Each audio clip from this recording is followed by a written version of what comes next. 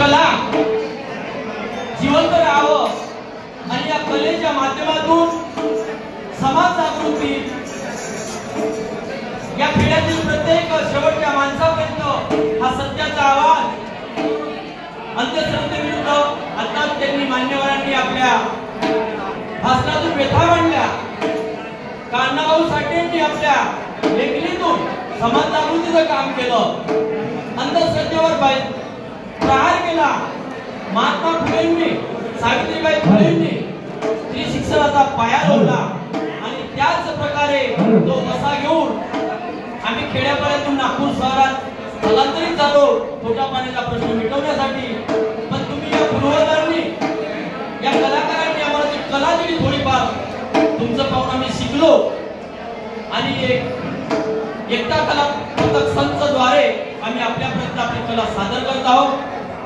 तर सर्वांना विनंती आहे की तुमच्याकडूनच शिकलेले धडे आहे, तुमच्याकडूनच शिकलेली कला आहे, त्याचा आम्ही आदर करतो का तुम्ही आमचे पूर्वज आहात, तुम्ही कलाकार ज्येष्ठ कलाकार आहे. त्याप्रमाणे आज आपल्या समोर सादर करतो. तुकोजी महाराजांना सुद्धा सांगितलेलं आहे ग्रामदेवनी एकतरी अंगी असू दे रे कला नाहीतर जन्मा येऊन फुकाच वाया गेला. हा पकालीचा हेला पाणी वाहायचा मेला. तर म्हणून आमचे गोडली बुवा आता सादर करा. काय सांगायचं आपल्याला?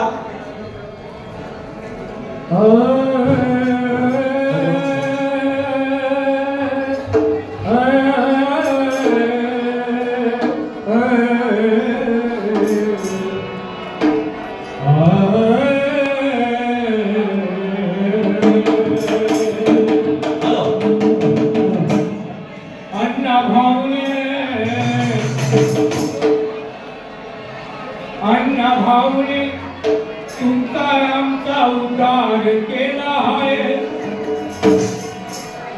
आणि लहुजी वस्ताद आमचा घरादार आहे. त्यांच्या लेखणीने समाज जागा झाला.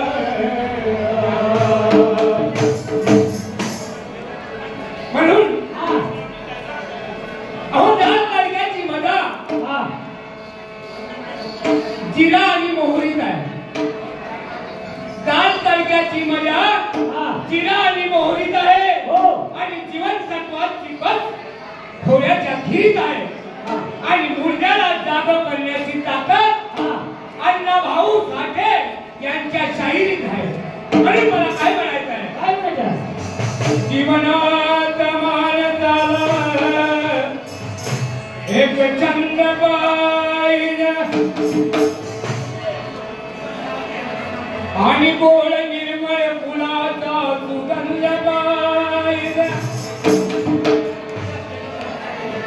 आणि हल्लीच्या युगात तोंड बंद पाहिजे आणि नरजन्मी आला तरी या गाण्याचा छंद पाहिजे.